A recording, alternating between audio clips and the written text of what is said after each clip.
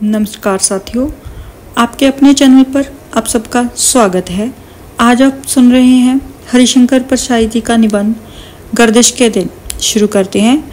लिखने बैठ गया हूँ पर नहीं जानता संपादक की मंशा क्या है और पाठक क्या चाहते हैं, क्योंकि आखिर वे उन गर्दिश के दिनों में झांकना चाहते हैं जो लेखक के अपने हैं और जिन पर वह शायद पर्दा डाल चुका है। अपने गर्दिश के दिनों को जो मैंने नामदारी एक आदमी के थे, मैं किस हैसियत से फिर से जीऊं, उस आदमी की हैसियत से या लेखक की हैसियत से? लेखक की हैसियत से गर्दिश को फिर से जीना, जी लेने और अभिव्यक्ति कर देने में मनुष्य और लेखक दोनों की मुक्ति है। इसमें मैं कोई भोक्ता और सर्जक की निसंगता की बात नहीं दोहरा रहा हूँ, पर गर्दिश को फिर याद करने और उसे जीने में दारुण कष्ट है। समय के सींगों को मैंने मोड़ दिया है, अब फिर उन सींगों को सीधा करके कहूँ आ बैल मुझे मार। गर्दिश कभी थी, अब नहीं है, आगे नहीं होगी, यह गलत है। गर्दिश का सिलसिला बदस्तूर है। मैं निहायत बेचैन मन का संवेदनशील आदमी हूँ। मुझे चैन कभी मिल ही नहीं सकता, इसलिए गर्दिश नियति है। हाँ, यादें बहुत हैं। पाठक को शायद इसमें दिलचस्पी हो रही है कि यह तो हरिशंकर परशाई नाम का आदमी है जो हंसता है, जिसमें मस्ती है, जो ऐसा तीखा है, कटु है। उसकी अपनी जिंदगी कैसी रही, यह कब गिरा, फिर कब उठा, कैसे टूटा, यह निहायत कटु, निर्मम और तो भी पछाड़ आदमी है। संयोग के बचपन की सबसे तीखी याद प्लेग की। 1936 या 37 होगा। मैं शायद 8वीं का छात्र था। कस्बे में प्लेग पड़ी थी। आबादी गर्शोर जंगल में टपरे बनाकर रहने चली गई थी। हम नहीं गए थे। माँ सख्त बीमार थी। उन्हें लेकर जंगल नहीं जाया जा सकता था। भाई भाई करते पूरे आसपास में अपने घर में ही चहल पहल थी। काली रातें, इनमें हमारे घर जलने वाले कंदील, मुझे इन कंदीलों से डर लगता था। कुत्ते तक बस्ती छोड़ गए थे। रात के सन्नाटे में हमारी आवाजें हमें ही डरावनी लगती थी। रात को मरना सन माँ के सामने हम लोग आरती गाते, ओम जय जगदीश हरे, भक्तजनों के संकट पल में दूर करे। गाते गाते पिताजी सिसकने लगते। माँ बिलख कर हम बच्चों को हृदय से चिपटा लेती और हम भी रोने लगते। रोज का यह नियम था। फिर रात को पिताजी, चाचा और 2-1 रिश्तेदार लाठी बल्लम लेकर घर के चारों तरफ घूम घूम कर पहरा देते। ऐसे भयानक और त्रासदायक वातावरण में एक रात तीसरे पहर माँ की मृत्यु हो गई। कोलाहल और विलाप शुरू हो गया। कुछ कुत्ते भी सिमट कर आ गए और योग देने लगे। 5 भाई बहनों में माँ की मृत्यु का अर्थ मैं ही समझता था, सबसे बड़ा जो था। प्लेग की वे रातें मेरे मन में गहरे उतरी हैं। जिस आतंक, अनिश्चय, निराशा और भय के बीच हम जी रहे थे, उसके सही अंकन के लिए बहुत पन्ने चाहिए। यह भी के पिता के सिवा हम कोई टूटे नहीं थे। वह टूट गए थे। वह इसके बाद भी 5-6 साल जिए, लेकिन लगातार बीमार, हताश, निष्क्रिय और अपने से ही डरते हुए। धंधा ठप, जमा पूंजी खाने लगे। मेरे मैट्रिक पास होने की राह देखी जाने लगी। समझने लगा था कि पिताजी भी अब जाते ही हैं। बीमारी की हालत में उन्होंने एक भाई की शादी कर ही दी थी। बहुत मनहूस उत्सव था वह। मैं बराबर समझ रहा हूँ कि मेरा बोझ कम किया जा रहा है, पर अभी 2 छोटी बहनें और एक भाई थे। मैं तैयार होने लगा। खूब पढ़ने वाला, खूब खेलने वाला और खूब खाने वाला मैं शुरू से ही था। पढ़ने और खेलने में मैं सब कुछ भूल जाता था। मैट्रिक हुआ, जंगल विभाग में नौकरी मिली। जंगल में सरकारी टपरे में रहता, ईंटें रखकर उन पर पटिया जमाकर बिस्तर लगाता। नीचे जमीन चूहों ने पोली कर दी थी। रात भर नीचे चूहे दमा चौकड़ी करते रहते और मैं सोता रहता। कभी चूहे ऊपर आ जाते तो नींद टूट जाती, पर मैं फिर सो जाता। 6 महीने दमा चौकड़ी करते चूहों पर मैं सोया। बेचारा परशाई। नहीं, मैं खूब मस्त था। दिन भर काम, शाम को जंगल की घुमाई, फिर हाथ से बनाकर खाया हुआ खाना, भरपेट भोजन, शुद्ध घी, दूध। पर चूहों ने बड़ा उपकार किया। ऐसी आदत डाली कि आगे की जिंदगी में भी तरह तरह के चूहों मेरे नीचे ऊधम करते रहे, शाम तक सर्राते रहे, मगर मैं पटिये बिछाकर पटिये पर सोता रहा हूँ।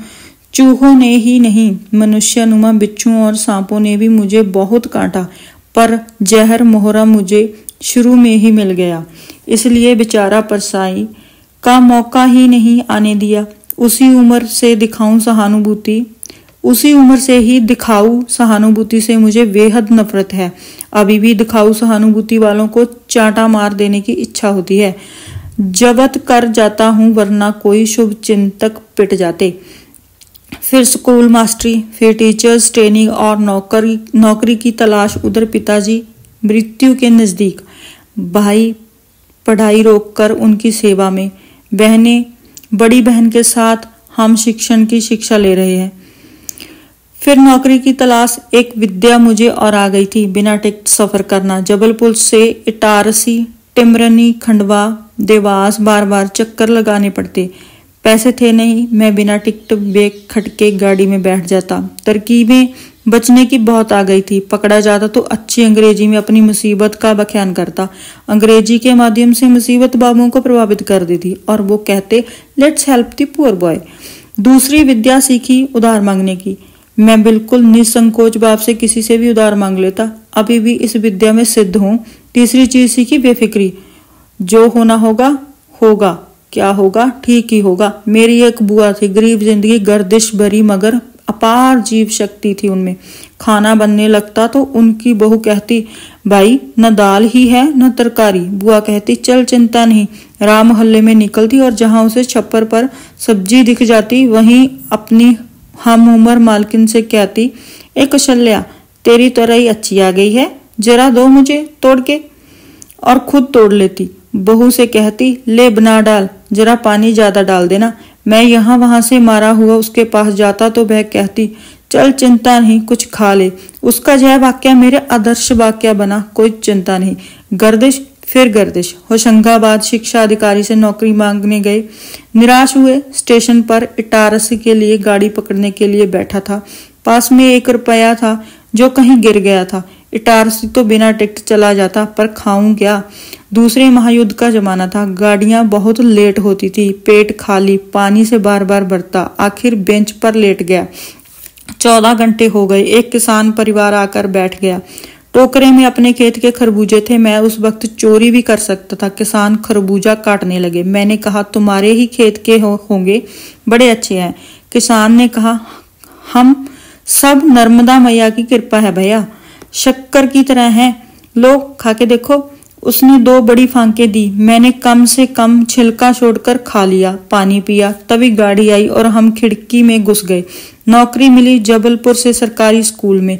किराए तक के पैसे नहीं। अध्यापक महोदय ने दरी में कपड़े बांधे और बिना टिकट चढ़ गए गाड़ी में। पास में कलेक्टर का खानसामा बैठा था। बातचीत चलने लगी। आदमी मुझे अच्छा लगा। जबलपुर आने लगा तो मैंने उसे अपनी समस्या बताई।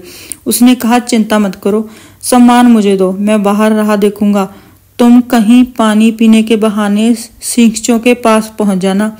नल सींचों के पास ही है, वहां सींचों को उखाड़कर निकलने की जगह बनी हुई है, खिसक लेना। मैंने वैसा ही किया। बाहर खानसामा मेरा सामान लिए खड़ा था। मैंने सामान लिया और चल दिया शहर की तरफ। कोई मिल ही जाएगा तो कुछ दिन पनाह देगा।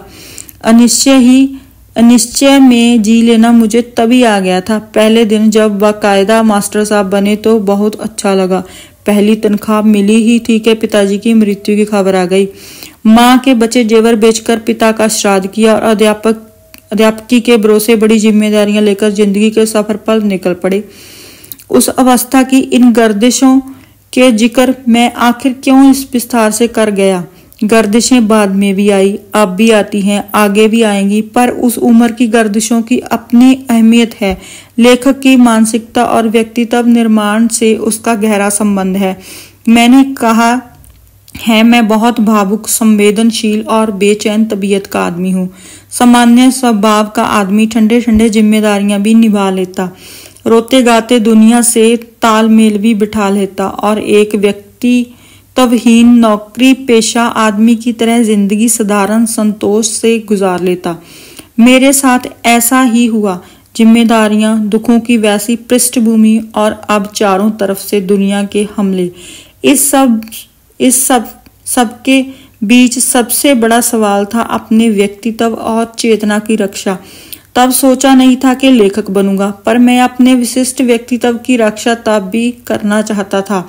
जिम्मेदारी को गैर जिम्मेदारी की तरह निभाओ। मैंने तय किया, पर साई डरो मत किसी से, डरे कि मरे। सीने को ऊपर ऊपर कड़ा कर लो, भीतर तुम जो भी हो। जिम्मेदारी को गैर जिम्मेदारी की तरह निभाओ। जिम्मेदारी को अगर जिम्मेदारी के साथ निभाओगे तो नष्ट हो जाओगे, और अपने से बाहर निकलकर सब में मिल जाने से व्यक्तित्व और विशिष्टता की हानि नहीं होती, लाभ ही होता है। अपने से बाहर निकलो, देखो, समझो और हंसो। मैं डरा नहीं, बेईमानी करने में भी नहीं डरा, लोगों से नहीं डरा तो नौकरियां गई, लाभ गए, पद गए, इनाम गए।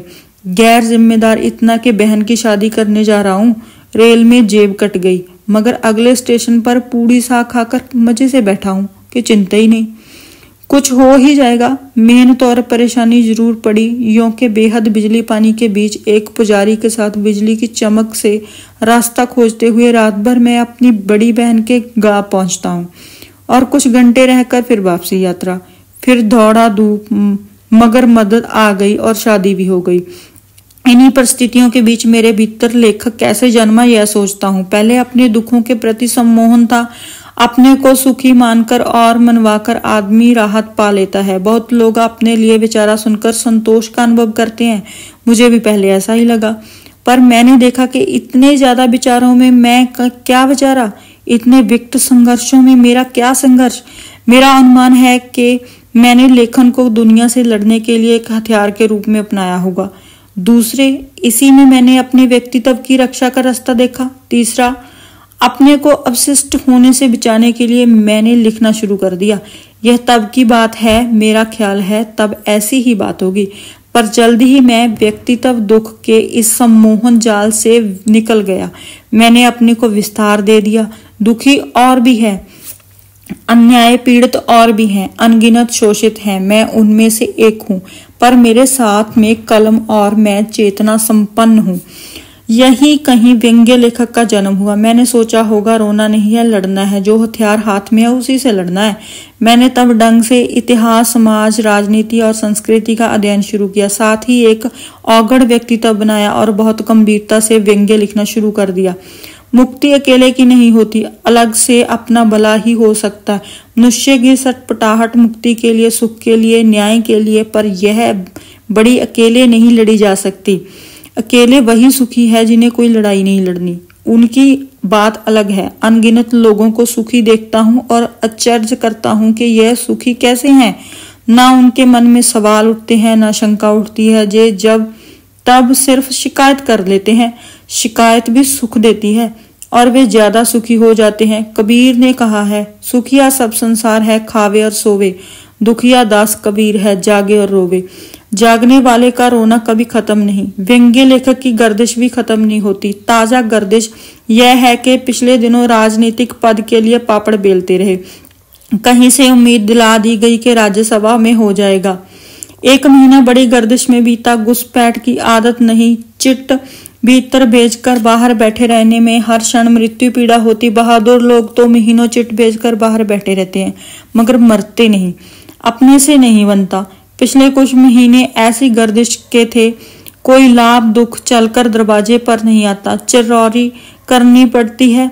लाभ थूकता है तो उसे हथेली पर लेना पड़ता है। इस कोशिश में बड़ी तकलीफ हुई, बड़ी गर्दिश भोगी।